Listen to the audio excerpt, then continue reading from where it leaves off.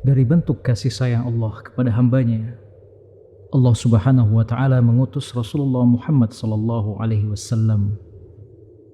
Allah Subhanahu wa taala berfirman dalam surah Al-Anbiya ayat 107, "Wa ma arsalnaka illa rahmatan lil alamin."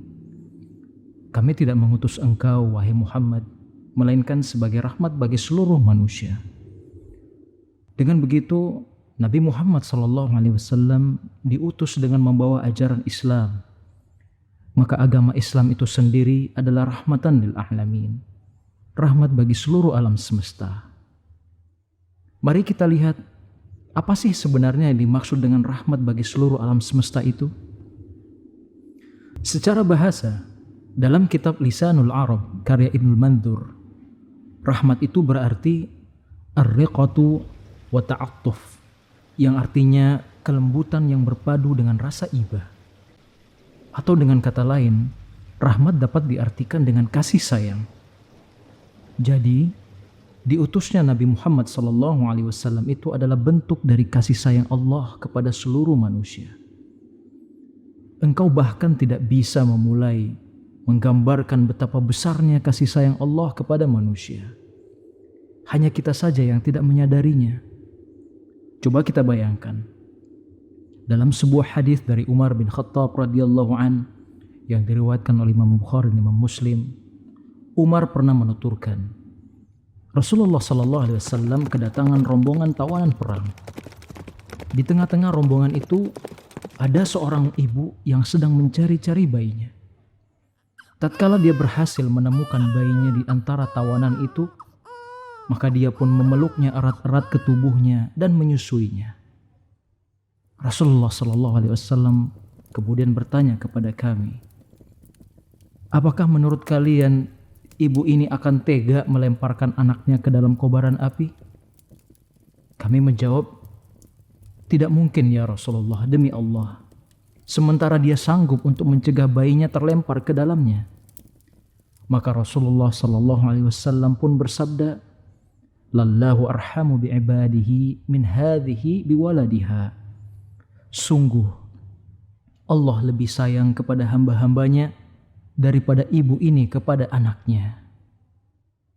Kita bisa merasakan betapa besar kasih sayang seorang ibu kepada anaknya. Seorang ibu tidak tega melihat anaknya tersakiti, tidak tega membiarkan anaknya menderita. Dia tidak akan membiarkan seorang pun atau apapun yang bisa membahayakan anaknya. Anaknya yang pulas tertidur pun, dia akan sangat menjaga agar tidak seorang pun yang mengganggunya dengan suara-suara bising, atau bahkan tidak akan membiarkan seekor nyamuk pun menggigitnya. Tatkala kita dirudung kesusahan, kepenatan, kesulitan dalam hidup, mereka adalah orang yang paling pertama akan menjadi pelipur lara kita. Bahkan mereka rela menderita agar anaknya tidak lagi kesusahan dan kesulitan. Saudaraku, bagaimana dengan Allah Subhanahu wa taala yang kasih sayangnya malah melebihi kasih sayang seorang ibu kepada anaknya? Allah menurunkan Islam, agama yang sempurna, agama yang membawa kebaikan bagi seluruh umat manusia di dunia maupun di akhirat. Agama yang membawa kedamaian bagi mereka yang beriman kepada Allah dan hari akhirat.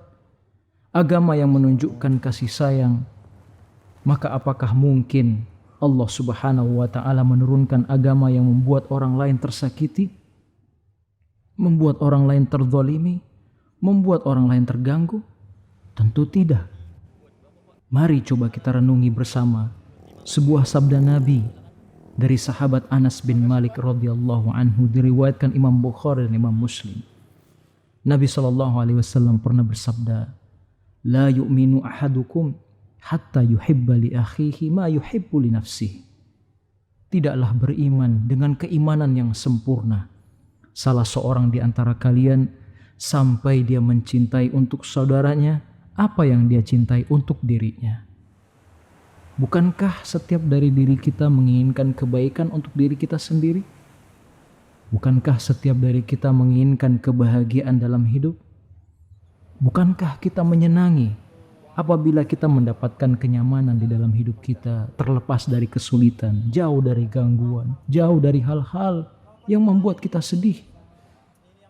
Bukankah kita senang apabila kita mendapati diri kita larut dalam perasaan bahagia? Ini semua menunjukkan bagaimana Allah Subhanahu wa taala melalui lisan nabinya yang mulia sallallahu alaihi wasallam mengatur hidup manusia agar senantiasa saling menjaga keharmonisan dan kebahagiaan dalam kehidupannya, tanpa menyakiti satu sama lain, tanpa menzalimi satu sama lain. Maka dikatakan, tidaklah seorang beriman dengan keimanan yang sempurna sampai dia mencintai untuk saudaranya apa yang dia cintai untuk dirinya. Ketika seseorang tidak suka terusik atau terganggu dalam kehidupannya, maka dia pun tidak menyukai gangguan itu untuk saudaranya.